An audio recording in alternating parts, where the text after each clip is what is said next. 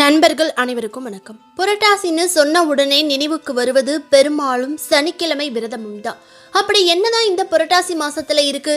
வருஷத்துல 12 மாசம் இருக்கும்போது ஏன் இந்த ஒரு மாசத்தை மட்டும் பெருமாளுக்குன்னு ஒதுக்கி வச்சு வீட்டை சுத்தம் பண்றது, அசைவம் சாப்பிடக்கூடாதுன்னு விரதம் இருந்து பெருமாளுக்கு படையல் போடுறோம்?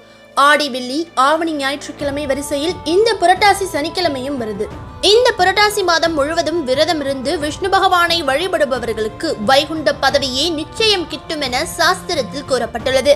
அப்படிப்பட்ட பல சிறப்புகள் வாய்ந்த விஷ்ணு பகவானுக்குரிய இந்த புரட்டாசி மாதத்திற்காக விஷ்ணு பகவான் எடுத்த 24 அவதாரங்களின் வரலாற்றையும், நாரதருக்கு விஷ்ணு பகவான் அளித்த சாபம் பற்றியும், விஷ்ணு பகவானையே காலால் எட்டி உதைத்த கோபக்கார முனிவர் பற்றியும் இந்த வீடியோல விஷ்ணு பகவான் பற்றிய அனைத்து தகவல்களையும் முழுமையா பார்க்க போறோம். ஸ்கிப் பண்ணாம வீடியோவை முழுசா பாருங்க.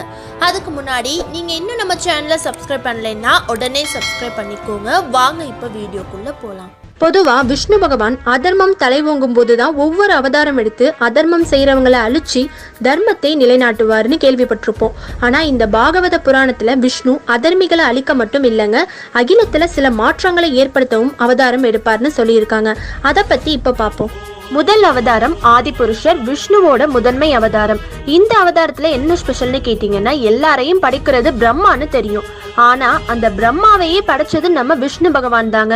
விஷ்ணுவோட வயிற்றின் தொப்புள் கொடி மூலம் தாமரையில பிரம்மாவை படைச்சாரு விஷ்ணு. நீங்க விஷ்ணுவை சயன கோலத்துல படுத்திருக்க மாதிரி பிக்சர்ஸ் பார்த்திருக்கலாம். கோவில்ல விஷ்ணு சிலைய பார்த்தாலும் அவரோட வயிற்றுல இருந்து பிரம்மா இருக்கிறது கன்ஃபார்ம் பண்ணிக்கலாம். ரெண்டாவது அவதாரம் 4 சனசக்தி முனிவர்கள்.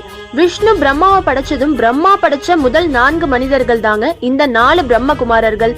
மத்த ரிலிஜன்ல கேட்ட உடனே முதல் மனிதர்கள் ஆதாம் ஏவாள்னு சொல்லுவாங்க. ஆனா ஹிந்து புராணம் படி இந்த 4 முனிவர்கள் தான் முதலில் படைக்கப்பட்ட மனிதர்கள். நம்ம மதம் பத்தி தெரிஞ்சுக்காம மத்த மதத்துல சொன்னதை மட்டும்தான் நம்ம கேட்போம். இந்த 4 பேரும் பிரம்மச்சரியத்தை கடைபிடிச்சாங்க. அவங்க பரம்பொருளான விஷ்ணுவை பார்க்க வந்தப்பதான் ஜெயா விஜயாங்கிற விஷ்ணுவோட வாயில் காவலர்கள் பார்க்க விடாம வம்பிழுத்தாங்க. அவங்களுக்கு 3 முறை வில்லனா பிறக்க சாபம் கிடைச்சதுன்னு நமக்கு அந்த ஸ்டோரி தெரியும்.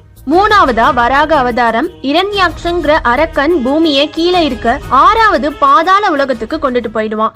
அவன்கிட்ட இருந்து பூமாதேவியை காப்பாற்ற பன்றி தலையோட விஷ்ணு எடுத்த அவதாரம் தான் வராக அவதாரம். 4 நாரதர் அவதாரம். தேவர்களின் ரிஷியாகவும் மனிதர்களின் வழிகாட்டியாகவும் மகாவிஷ்ணு எடுத்த அவதாரம் தான் நாரத அவதாரம். பக்தியிலேயே முக்தி அடையலாம்னு சொன்னவர் இவர் தான். உலகத்திலேயே முதல் மத போதகர் நம்ம நாரதர் தான். யாராச்சும் சண்டையை வளர்த்து விட்டா என்னடா நாரதர் வேலை பாக்குறேன்னு திட்டுவோம். ஆமாங்க, நாரதர் சண்டையை உருவாக்குனாலும் அதுல ஒரு நல்ல காரணம் ஒளிஞ்சிருக்கும். ஏன்னா நம்ம விஷ்ணுவோட அவதாரம். நாரதர் கழகம் நன்மைக்கேன்னு நம்ம பெரியவங்க சொல்லுவாங்க. 5வது அவதாரமா மகாவிஷ்ணு நரநாராயணன்கிற இரட்டையர்களா பிறந்தாங்க. தவத்தினால எல்லாத்தையும் சாதிக்கலான்னு இந்த உலகத்துக்கு சொல்லி கொடுத்தவங்க. சிவனின் அழிவுகர ஆயுதமான பாசுபாஸ்திரத்தை தியானத்தின் மூலம் வெல்லும் அளவுக்கு இந்த இரட்டை சகோதரர்கள் வல்லவர்கள். துவாபர யுகத்துல கிருஷ்ணன் அர்ஜுனரா பிறந்தாங்க. கர்ணனை இவங்க 2 பேரும் சேர்ந்துதான் சாகடிச்சாங்க. 6வது அவதாரம் கபிலர். பௌத்தர்கள் அதிகம் பின்பற்றும் சாங்கிய தத்துவத்தின் தந்தை இவர்தான். தசரத குடும்பத்துல 100 அஸ்வமேத யாகம் நடத்த போறப்ப குதிரையை இவர் திருடனதா சொல்லிதான் 60,000 பேர் இறந்தாங்க. கங்காதேவி பூமிக்கு வர இவரும் ஒரு காரணம். 7வது அவதாரம் ததாத்திரேயர். மும்மூர்த்திகளான சிவன், விஷ்ணு, பிரம்மாவோட அம்சமான 3 தலைகளோட பிறந்த மகாரிஷி தான் ததாத்திரேயர். இவர் யோகாவின் மாஸ்டர்னு சொல்றாங்க. ஒரு மனிதன் எதுல இருந்தாலும் கத்துக்கலான்னு உலகத்துக்கு சொன்னாரு. 8வது யக்ய அவதாரம். யக்ய அப்படின்னா இறைவனை திருப்திப்படுத்த அக்னி யாகத்துல திரவியங்கள் சில பொருட்களை போடுவாங்க. அப்படி போடுறப்ப 8வது பொருளா போடும்போது விஷ்ணு யக்ய அவதாரம் எடுத்தாரு. உயிர் போற நிலைமையில கூட அடுத்தவங்களை காப்பாத்தணும்னு இந்த அவதாரத்துல விஷ்ணு பகவான் போதிச்சிருக்காரு. அவர் சொன்ன மாதிரி தேவர்களையும் காப்பாத்திருக்காரு. 9வது ரிஷப அவதாரம். சமண மதத்தை நிறுவியது இந்த ரிஷபர் தான். இவர் மத போதகராகவும் ஆன்மீக தலைவராகவும் இருந்திருக்காரு. 10வதா பிரித்து அவதாரம். உலகம் தோன்றிய காலத்துல இருந்து நிலவ போல பூமியும் மேடு பள்ளமா இருந்துச்சான். அந்த பூமியை சமப்படுத்தினது இவர் தான். 11வது மச்ச அவதாரம். மகா பிரளயம் ஏற்பட்டு உலகம் ஃபுல்லா வெள்ளக்காடா இருந்தப்போ விஷ்ணு பகவான் பாதி மீனாகவும் பாதி மனித உருவமாகவும் எடுத்து அனைத்து உயிர்களையும் தாவரம் விலங்குகளையும் காப்பாத்தி வெள்ளம் வழியும் வரை அவங்கள காப்பாத்தி உதவி இருக்காரு. 12வது அவதாரம் கூர்ம அவதாரம். தேவர்களும் அசுரர்களும் பார்க்கடல்ல இருந்து அமிர்தத்தை எடுக்க மந்தார மலையை மத்தாகவும் வாசுகி பாம்பை கயிறாகவும் பயன்படுத்தி இருக்காங்க. பார்க்கடலை கடையும் போது பேஸ்மெண்ட் எதுவும் இல்லாதனால அந்த மலை கடலுக்குள்ள மூழ்கிடுச்சான். அப்போ நம்ம விஷ்ணு ஆமை போல கூர்ம அவதாரம் எடுத்து திரும்ப கொடுத்திருக்காரு. 13வது தன்வந்திரி அவதாரம். தேவர்களும் அசுரர்களும் பார்க்கடலை கடையும் போது கிடைச்ச அமிர்தத்தை ஒரு கலசத்துல ஏந்தி தோன்றியவர் தான் தன்வந்திரி அவதாரம். இவர் ஆயுர்வேத மருத்துவத்தோட கடவுள்னு சொல்றாங்க. இவர் தான் எல்லா உயிருக்கும் உடல் நலத்தை தருவாராம். 14வதா மோகினி அவதாரம். பார்க்கடலை கடையும் போது கிடைச்ச அமிர்தத்தை அசுரர்களும் தேவர்களும் எப்படி பிரிச்சுக்கிறதுன்னு சண்டை போட்டுட்டு இருந்தப்போ விஷ்ணு அந்த பிரச்சனையை தீர்த்து வைக்கிறதுக்காகவே மோகினின்னு பெண் அவதாரம் எடுத்திருக்காரு. இந்த சண்டையில தாங்க ராகு கேது உருவாகுனாங்க. எம்பெருமான் ஈஸ்வரன் கூட மோகினி அலங்குல மயங்கியிருக்காரு.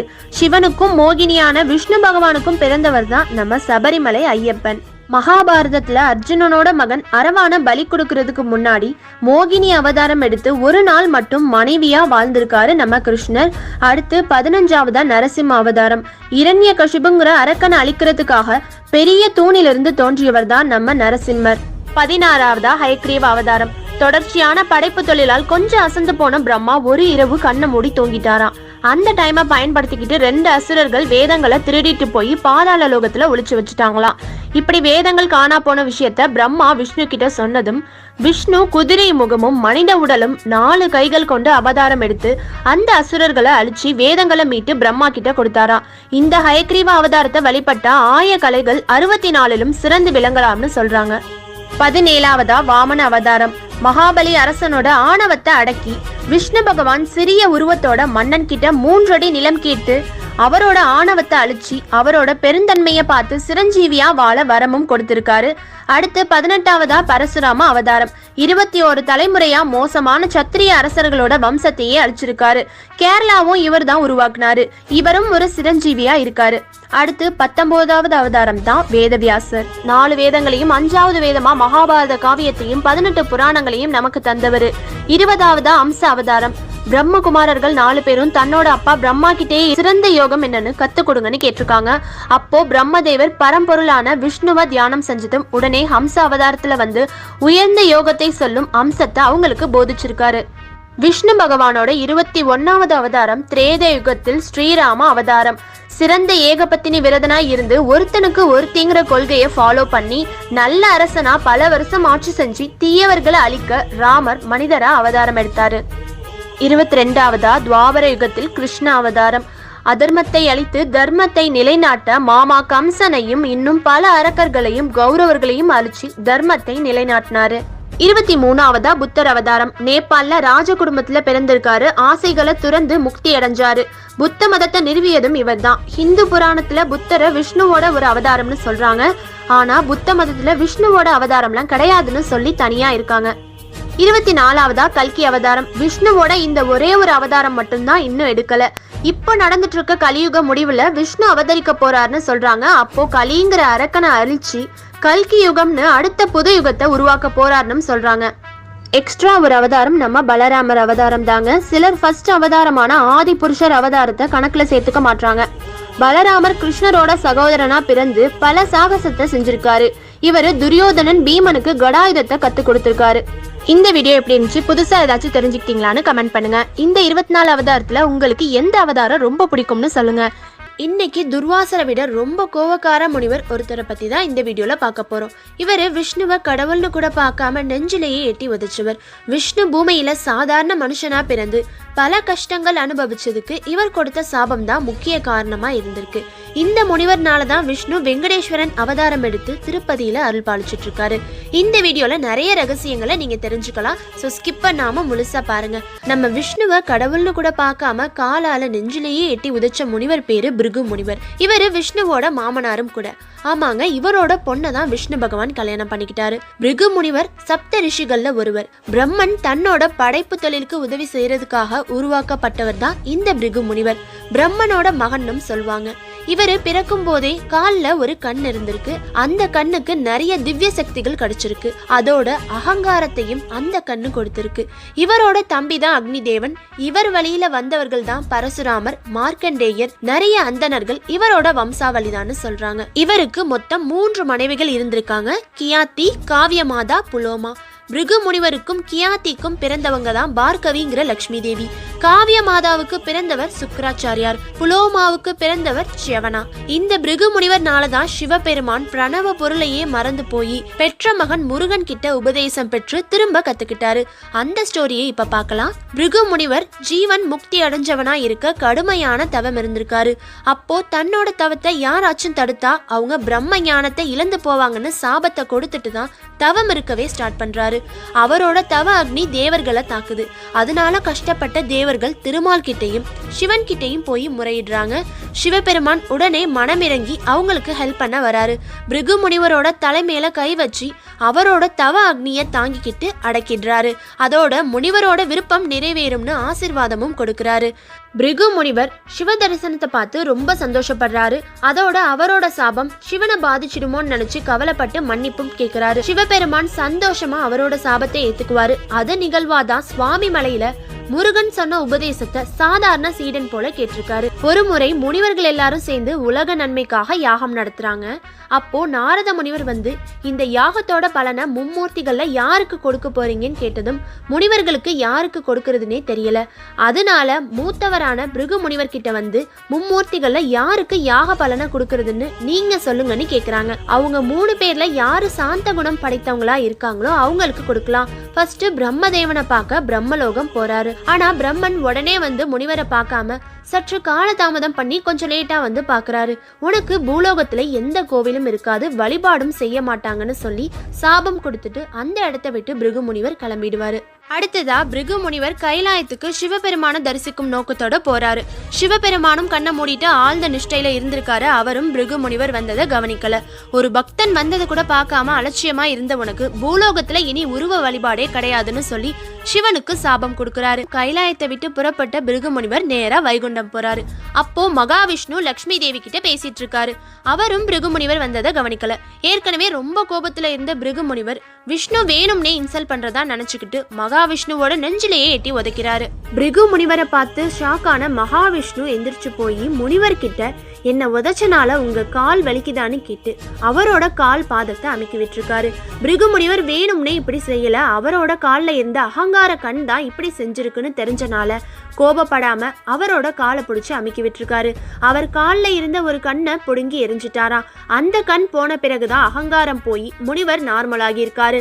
நான் பெரும் பாவம் பண்ணிட்டேன், என்னோட அகந்தைனால கடவுளையே எட்டி உதைச்சிட்டேன்னு சொல்லி ஃபீல் பண்ணியிருக்காரு. விஷ்ணுவும் அவரை மன்னிச்சுட்டாரு. ஆனா தன்னோட கணவர் ஒரு சாதாரண மனுஷனால அவமானப்படுத்த லக்ஷ்மி தேவியால தாங்கிக்க முடியல. தன்னை அவமானப்படுத்தின பிருகு முனிவரை சபிக்காம அவர் காலை பிடிச்சி வருத்தம் தெரிவித்த கணவர் மேல கோபப்படுறாங்க.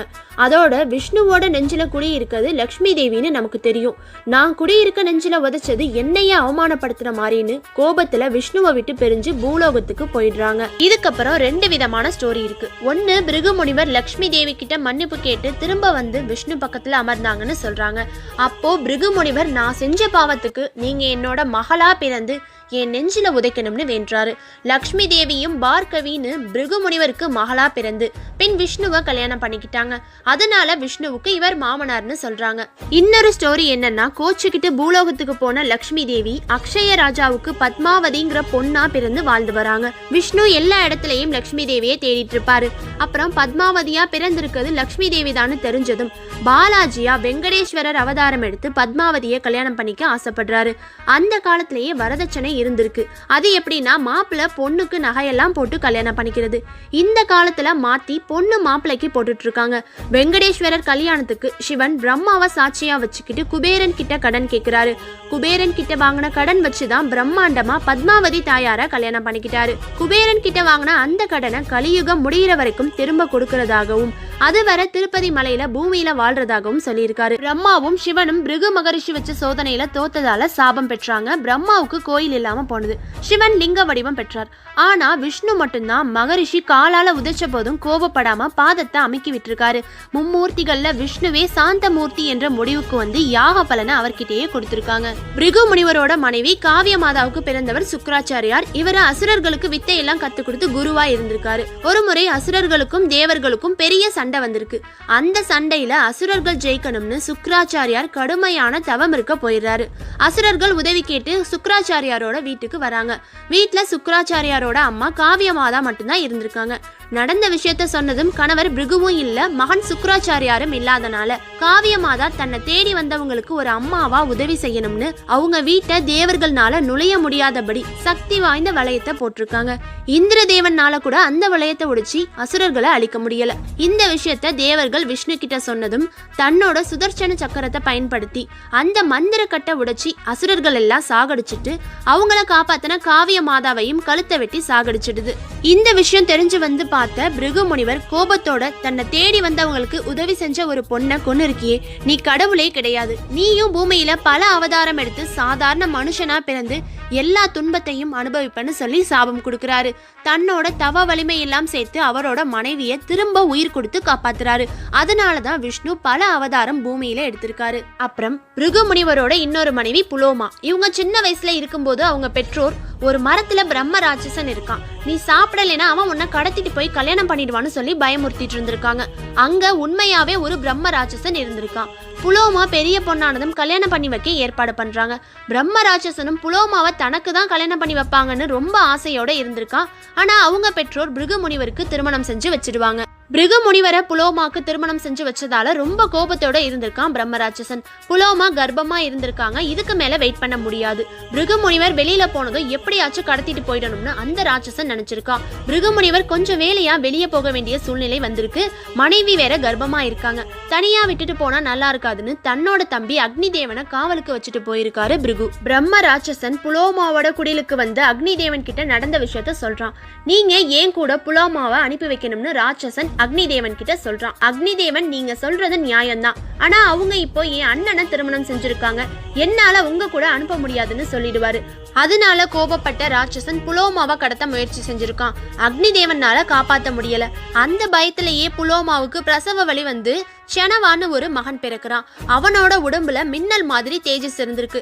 அதனால அந்த வெளிச்சத்துல அரக்கன் சாம்பலா போயிட்டான். அம்மாவை பிறந்ததுமே காப்பாத்தி இருக்காரு ஷனவா. பிருகுமுனிவர் நடந்த விஷயத்தை தெரிஞ்சு வந்து பார்த்து அண்ணன் மனைவியை காப்பாத்து தவறிய அக்னி தேவனுக்கு சாபம் கொடுத்துருவாரு. 3000 வருஷத்துக்கு முன்னாடி திரேதா யுகத்துல இவர் எழுதின பிருகு சம்ஹிதா என்னும் புத்தகம் தான் ஜோதிட சாஸ்திரத்தின் முதல் புத்தகம்னு சொல்றாங்க.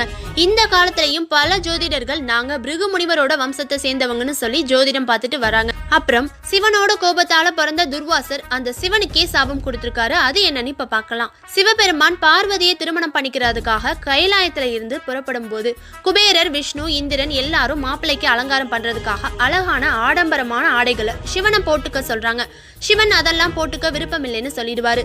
நாரதர் விடுறதா இல்ல, விஷ்ணு கிட்ட சொல்லி அவரோட மாய சக்தியை பயன்படுத்தி சிவபெருமான மேரேஜ்க்கு நியூ ட்ரெஸ் போட்டுக்க வைக்கிறாங்க. ரொம்ப அழகா இருப்பாரு சிவன். மாப்பிள்ளை வீட்டு சைட்ல இருக்க சிவபக்தர்களும் முனிவர்களும் மது அருந்திட்டு சந்தோஷமா இருந்திருக்காங்க. அப்போ நாரதர் துர்வாச முனிவரை அழைச்சிட்டு வந்துடுவாரு. துர்வாசர் வந்ததை யாருமே கவனிக்காம அவரை அலட்சியம் செஞ்சு உள்ள விட மாட்டோம்னு சொல்றாங்க.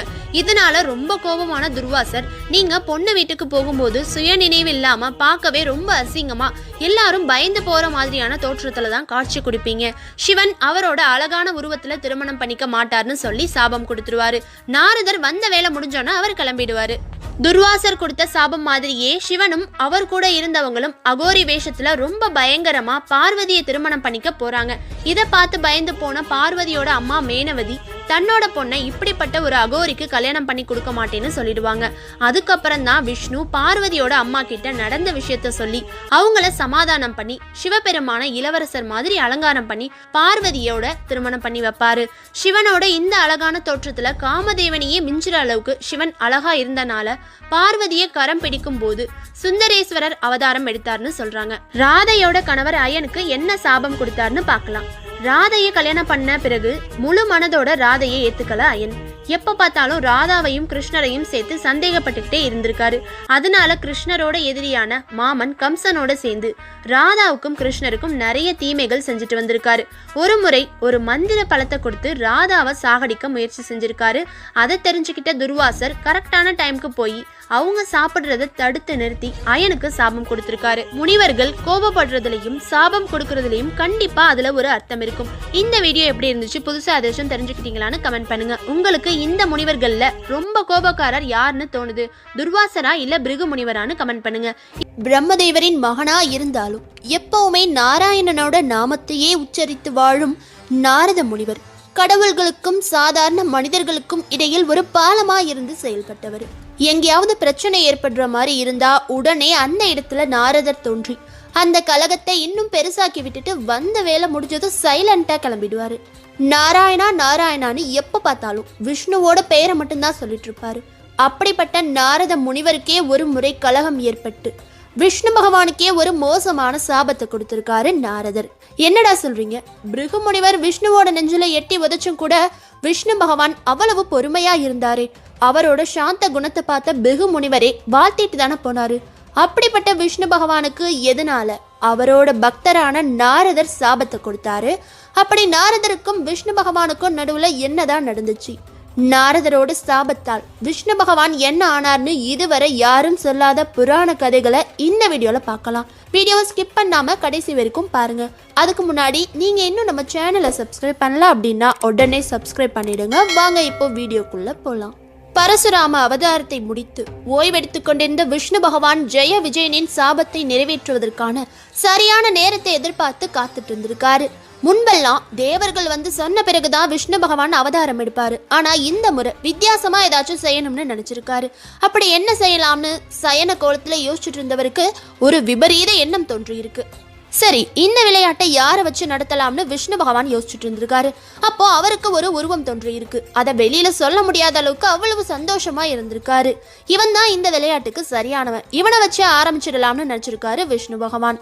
நாரதருக்கு கொஞ்ச நாட்களாவே மனசு உறுத்திட்டு இருந்திருக்கு. பிருகு முனிவரோ முனிவர் தகுரோ வசிஷ்ட முனிவரோ தேவலோகம் வந்தால் கொடுக்கிற மரியாதைய எனக்கு மட்டும் ஏன் கிடைக்க மாட்டேங்குது? இந்திரன் கூட முனிவர் வசிஷ்டர் வந்தால் பயந்து போய் மரியாதையுடன் அரியணையை விட்டு இறங்கி வந்து வரவேற்கிறான். ஆனா நான் போனா இருந்த இடத்த விட்டு கூட நகருது கிடையாது. அவனுக்கு ஏதாச்சும் ஒரு காரியம் ஆகணும்னா மட்டும்தான் என்ன தேடி வரான். அவர்களும் முனிவர்கள் தான், கடும் தவம் புரிந்து அனைத்தையும் வென்றவர்கள், முற்றும் துறந்தவர்கள், அவ்வளவுதானே. இத விஷ்ணுவிடமோ சிவபெருமானிடமோ கூட கேட்க நினைச்சிருக்காரு நாரதர். ஆனா ஏதாச்சும் ஒரு சாக்கு சொல்லி தள்ளி வச்சிடுவாங்களோங்கிற பயத்துல நாரதர் அவங்க கிட்ட இதை பத்தி கேட்காமலே இருந்திருக்காரு. நாரதரும் சிவபெருமானும் உலகத்தை ஒரு முறை சுத்தி வரும்போது சிவபெருமான் எதேச்சையா ஒரு தபோவனத்திற்கு நாரதரை கூட்டிட்டு போயிருக்காரு. இந்த தபோவனம் அதிக சக்தி படைத்தது. இங்க தவம் இருக்கவங்க யாரா இருந்தாலும் அவங்களோட தவத்தை எந்த சக்தியாலும் கலைக்க முடியாதுங்கிற வரத்தை நானே அவங்களுக்கு வழங்கி இருக்கேன். இங்கு தவம் இருந்த முனிவர்கள் பலர் காமதேவனையும் வென்று தவ ஞானிகளா மாறி இருக்காங்கன்னு சிவபெருமான் நாரதர் கிட்ட சொல்லியிருக்காரு. இதை கேட்டதும் நாரதரோட மனதில் ஒரு நெருடல் உண்டாகிருக்கு. ஆஹா, நானும் இந்த இடத்துக்கு வந்து தவம் இருந்தா மன்மதனை வீழ்த்திட்டா எல்லாரும் என்ன மதிப்பாங்கல்லன்னு எண்ணிருக்காரு. அவ்வளவுதான், அந்த நிமிஷமே நாரதர் தியானத்தில் அமர்ந்திருக்காரு. நடக்கிறதையெல்லாம் தெரிஞ்சுக்கிட்ட சிவபெருமானும் சிரிச்சுக்கிட்டே தான் வந்த வேலை முடிஞ்சிடுச்சுன்னு நினைச்சு கைலாயத்துக்கு போயிருக்காரு. நாரதரின் கடும் தவம் வழக்கம் போல இந்திரனை கதி கலங்க வச்சிருக்கு. எல்லா தேவர்களும் இந்திரலோகத்துல ஒண்ணு கூடியிருக்காங்க. திடீர்னு ஏன் நாரதர் இப்படி ஒரு கடுமையான தவம் புரிகிறாரு? இதனால நமக்கு எதுவும் பிரச்சனை வந்துருமோன்னு பயந்து இந்திரதேவன் கேட்க, நமக்கெல்லாம் ஒன்றும் பிரச்சனை வராது, வந்தா உனக்கு தான் வரும். நாரதர் தேவலோகத்திற்கு அதிபதியாகும் எண்ணம் கொண்டாரா என்னவோன்னு வாயுதேவன் சொல்லியிருக்காரு. இந்திரனோட பதவி மட்டுமா? நாரதர் கேட்டா அந்த நாராயணன் மட்டும் கிடையாது, சிவபெருமானும் எதையும் வழங்கிடுவாரு. நாராயணன் தன்னோட பதவியை கூட நாரதர் கிட்ட கொடுத்துருவான்னு சூரிய தேவன் இந்திரன் கிட்ட சொல்லியிருக்காரு. இதை கேட்டதும் இந்திர பகவானுக்கு பயம் அதிகரிச்சிருக்கு. ஏன் எல்லாரும் என்னோட பதவிக்கே ஆசைப்படுறாங்கன்னு முணுமுணுத்த இந்திரன் வருண பகவானை கூப்பிட்டு, வருண பகவா, எப்படியாச்சும் நீ போய் எப்பாடு பட்டாச்சும் நாரதரோட தவத்தை கழிச்சிட்டு வா, வாயுதேவனையும் கூட அழைச்சிட்டு போன்னு சொல்லியிருக்காரு. வருண தேவனும் வாயுதேவனும் தங்களோட பலத்தினை நாரதருக்கு காட்ட புறப்பட்டிருக்காங்க. சிவபெருமான் தபோவனத்திற்கு வரம் கொடுத்ததால நாரதரின் தவத்தினை கலைக்க முயன்று வருணதேவனும் வாயுதேவனும் தோற்று போயிருக்காங்க. இந்திரன் அடுத்ததா அக்னி தேவனையும் சூரிய தேவனையும் அனுப்பி வைக்கிறாரு. அக்னி தேவனும் சூரிய தேவனும் இணைந்து தங்களோட சக்தியை நாரதர் கிட்ட காட்டியும் கூட அவங்க 2 பேரும் தோத்து போயிருக்காங்க. இந்திரன் தன்னோட இறுதி அஸ்திரமான மன்மதனை ரதி, ரம்பை, ஊர்வசி மற்றும் மற்ற தேவலோக பெண்களை அழைச்சிட்டு போக சொல்லியிருக்காரு. மன்மதனும் ரதி, ரம்பை, ஊர்வசி இதர தேவலோக பெண்களை அழைச்சிக்கிட்டு நாரதரோட தவத்தை கலைக்க தபோவனத்துக்கு போயிருக்காரு. இந்திரலோகமே வெறிச்சோடி காணப்பட்டிருக்கு. இந்திரன் ரொம்ப பயத்தோட தனிமையில் அமர்ந்து தபோவனத்துல நடக்கதையெல்லாம் வேடிக்கை பார்த்துட்டு இருந்திருக்காரு. மீண்டும் தான் இந்த அரியணையில் அமரப்போவதில்லையோங்கிற எண்ணம் கூட இந்திரனுக்கு வந்திருக்கு. தபோவனத்தில் மன்மதன் தொடுத்த அனைத்து அம்புகளும் பலனளிக்காம போயிருக்கு. ரம்பை, ஊர்வசி, மேனகை, ரதினி எல்லாரும் அவங்க தோழிகள் கூட சேர்ந்து பூமாதேவிக்கு வலிக்காமல் மெல்லிய பாதங்கள் கொண்டு ஆட, மன்மதனும் தன்னுடைய வலிமையான அஸ்திரமான காமபானத்தினை நாரதரை நோக்கி தொடுத்திருக்காரு. மன்மதன் தொடுத்த காமபானம் நாரதர் முன்னாடி சாம்பலாகி போயிருக்கு. நாரதருக்குள்ள இப்படி ஒரு பலமான வியந்து போன இந்திரதேவன் தன்னோட வாகனமான ஐராவதத்தையும் மறந்து தபோவனத்திற்கு ஓடோடி வந்திருக்கான். மன்மதன் குனிந்த தலையுடன் இந்திரதேவனை நோக்கி, தேவா, நாரதரோட தவ வலிமையை என்னால கூட கலைக்க முடியல. நாரதரோட தவ வலிமை முன் என்னோட அனைத்து அஸ்திரங்களும் செயலிழந்து போயிருக்கு. மன்மதன், நான் நாரதர் முன்னாடி தோத்து போயிட்டேன்னு சொன்ன அடுத்த நொடியே நாரதர் நான் மன்மதனை வென்றுவிட்டேன்னு ஆனந்த கூச்சலோட தவத்திலிருந்து எழுந்திருக்காரு. எல்லாரும் பிரமிச்சு போய் நிக்க, நாரதரோ, மன்மதா, நான் உன்னை வென்றுவிட்டேன்னு சொல்லியிருக்காரு.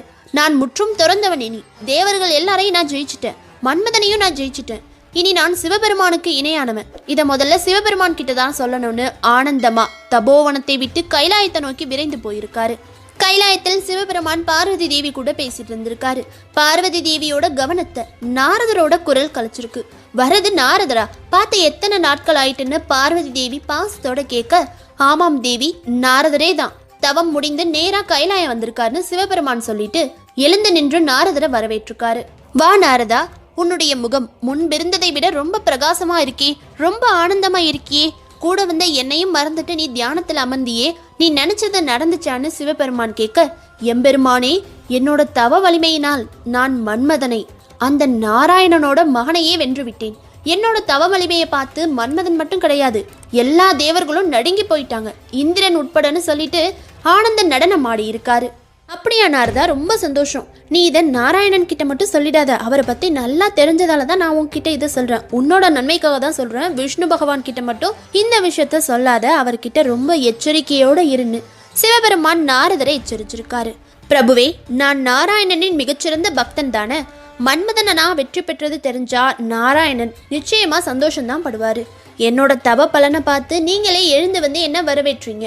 அதே மாதிரி நான் வைகுண்டம் போயிட்டு உங்களுக்கு அங்கே நடக்கிற உண்மையை சொல்கிறேன்னு சொல்லிட்டு சிவபெருமானுக்கும் பார்வதி தேவிக்கும் தன்னுடைய வணக்கத்தை வச்சுட்டு வைகுண்டத்தை நோக்கி புறப்பட்டிருக்காரு நாரத முனிவர். பார்வதி சிவபெருமானை நோக்கி, நீங்கள் கொடுத்த வரத்தால் தான் அந்த தபோவனம் அதிக சக்தி வாய்ந்ததாக இருக்குது. இது நாரதருக்கும் தெரியும். பின் எதற்காக தன்னுடைய தவ வலிமைன்னு தற்புகழ் பாடுறாரு. நீங்களும் எழுந்து போய் அவருக்கு வரவேற்பு கொடுக்குறீங்க. நாரதருக்கு என்னதான் ஆச்சுன்னு பார்வதி தேவி சிவபெருமான் கிட்ட கேட்க, சிவபெருமான் சிரிச்சுக்கிட்டே, எல்லாத்தையும் கவனிச்ச நீ ஒன்ன மட்டும் கவனிக்க மறந்துட்டியே. நாரதர் தபோவனம் விட்டு வந்ததிலிருந்து இந்த கணம் வரைக்கும் எப்பொழுதும் அவர் கூறும் நாராயணாங்கிற மந்திரத்தை எல்லளவும் கூட கூறல. இதை பாத்தியா நீ? நான் எச்சரித்தும் கேட்காமல் நாரதர் வைகுண்டம் வேற போறாரு. நான் அதை பத்தி தான் யோசிச்சுட்டு இருந்திருக்கேன்னு சிவபெருமான் பார்வதி கிட்ட சொல்லியிருக்காரு. சிவபெருமான் சொன்ன வார்த்தைகளில் உள்ள அர்த்தங்களை புரிந்து கொண்ட பார்வதி தேவி நடக்க போறதை நினைச்சு சிரிச்சிருக்காங்க. நாரதா, நீ ரொம்ப பாவம். அண்ணனோட நாமத்தை சொல்லி கலகம் மூட்டிக்கிட்டு நிம்மதியா சுத்திட்டு இருந்த. அண்ணனோட தங்கச்சியா இருப்பது ரொம்ப எளிது, அவரோட பிரியப்பட்ட பக்தனா இருப்பதை காட்டிலும்னு சொல்லிட்டு சிரிச்சிருக்காங்க. வைகுண்டத்தில் லக்ஷ்மி தேவியுடன் அமர்ந்திருந்த நாராயணன் நாரதர் வரதை பார்த்தோன்னா தாயை கண்ட ஒரு குழந்தையை போல் துள்ளி எழுந்து வரவேற்றிருந்திருக்காரு. வா நாரதா வா, நீ இல்லாமல் வைகுண்டமே கலை இழந்து போனது எனக்கு. என்ன பார்க்காம நீயும் பொழிவிழந்து இருப்பாயின்னு நினைச்சிட்டு இருந்த, ஆனா நீயோ சூரியனை காட்டிலும் ரொம்ப பிரகாசமா இருக்காயேன்னு கேட்டிருந்திருக்காரு. கைலாயத்தில் சிவபெருமானும் நம்மளை பார்த்தோன்னா எழுந்து வந்து வரவேற்றார். இங்கு நாராயணனும் எழுந்து வந்து வரவேற்கிறார். எல்லாம் என்னோட தவத்தின் பலன்தான்னு எண்ணி பெருமிதப்பட்டு கொண்ட நாரதர், பிரபுவே, நான் உங்களின் மைந்தனான மன்மதனையே வென்றுவிட்டேன்னு கைலாயத்தில் ஆரம்பிச்ச பாடலை இங்கேயும் பாடி முடிச்சிருக்காரு. விஷ்ணு பகவான் லக்ஷ்மி தேவியை நோக்கி, ஆஹா பார்த்தாய தேவி, என்னுடைய பக்தன் நாரதனுக்குள் இப்படி ஒரு சக்தி இருந்திருக்கு.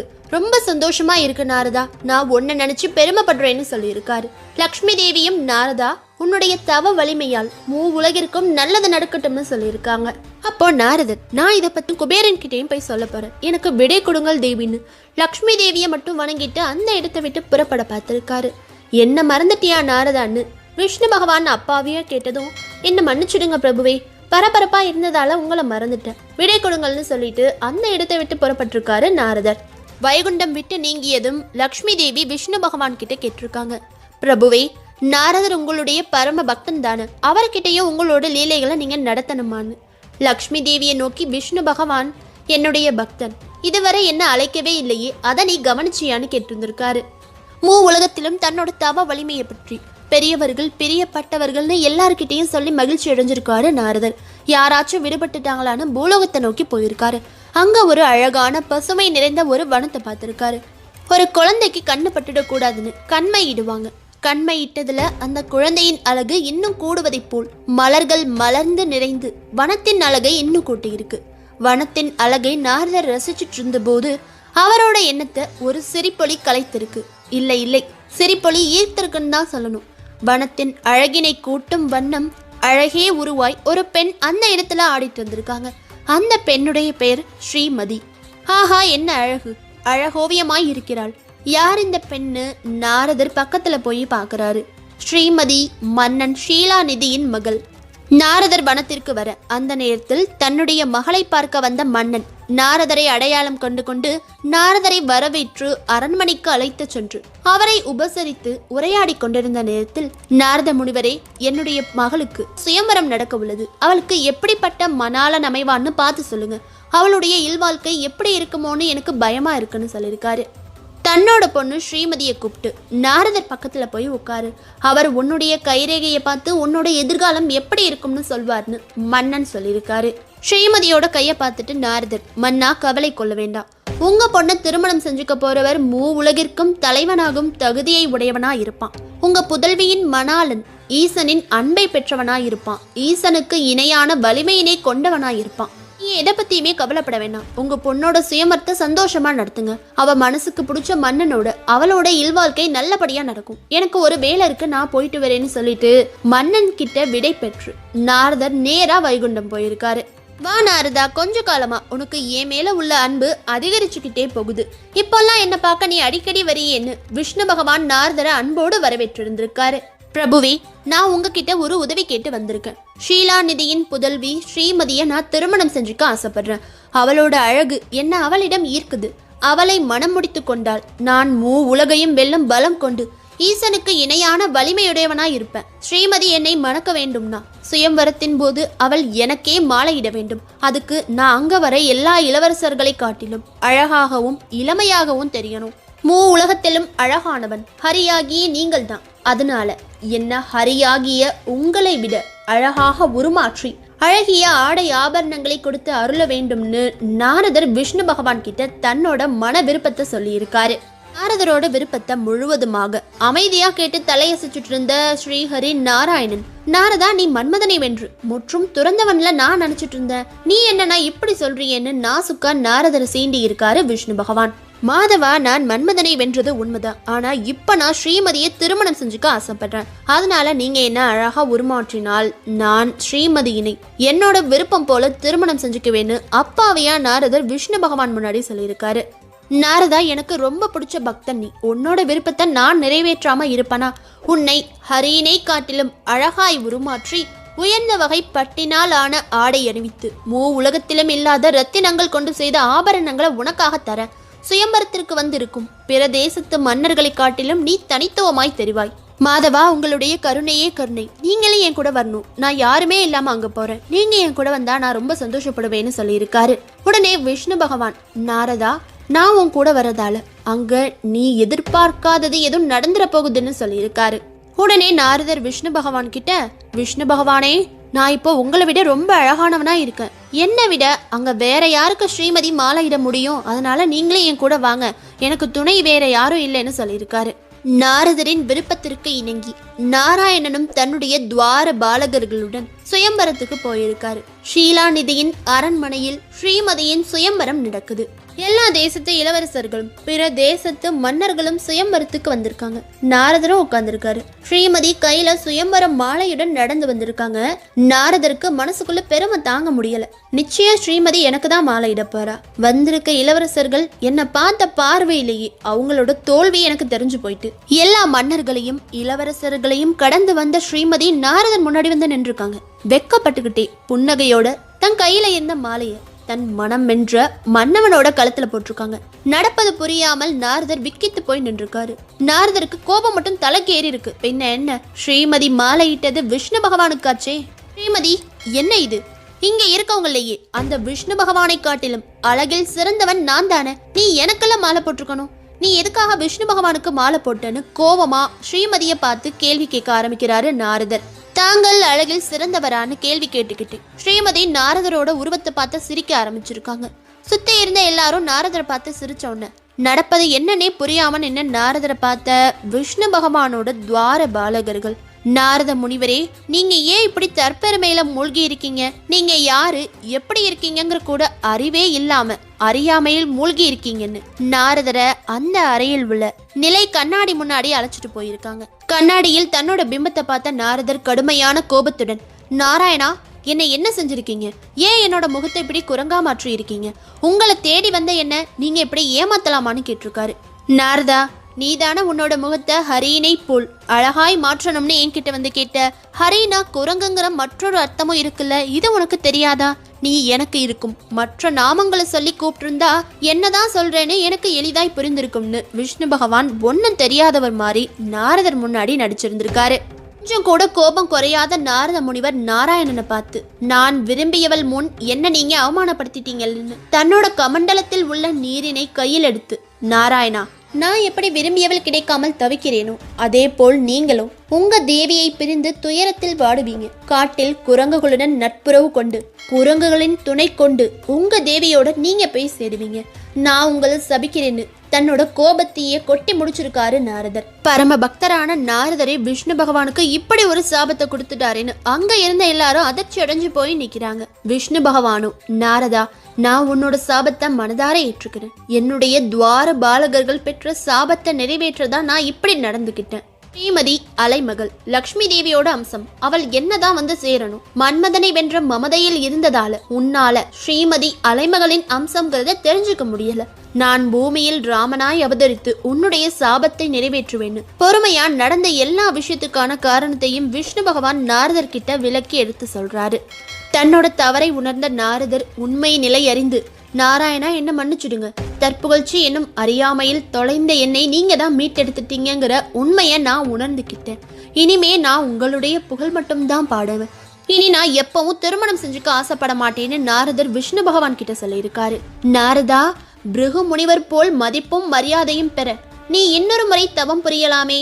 மீண்டும் மன்மதனை வென்று ஈசனுக்கும் எனக்கும் இணையான பதவி உனக்கு கிடைக்க வாய்ப்பு இருக்குன்னு நாராயணன் நாரதரை தூண்ட அதிர்ச்சி அடைஞ்சு போன நாரதர், புருஷோத்தமா, நாராயணா, எனக்கு இருக்கிறதே போதும், நான் நிம்மதியா தான் இருக்கேன்னு நாராயணா நாராயணான்னு சொல்லி சிரிச்சுட்டு அந்த இடத்தை விட்டு நீங்கி இருக்காரு. எல்லா விஷயத்திலும் கலகத்தை ஏற்படுத்திய நாரதருக்கே கலகம் உண்டானது இந்த விஷயத்துல தான். வீடியோ எப்படி இருந்துச்சு? புதுசா ஏதாச்சும் தெரிஞ்சுக்கிட்டீங்களா? உங்களுக்கு நாரதரை பிடிக்குமா? உங்க வாழ்க்கையில நாரதர் மாதிரி சண்டை ஏற்படுத்தி விடுற நண்பர்கள் அல்லது சொந்தக்காரவங்க இருந்தா அவங்கள பத்தி கமெண்ட் பண்ணுங்க. இது போல மேலும் பல ஆச்சரியமூட்டும் ஆன்மீக பதிவுகளை தொடர்ந்து பெற நம்ம TN Trend யூடியூப் சேனலை சப்ஸ்கிரைப் பண்ணுங்க.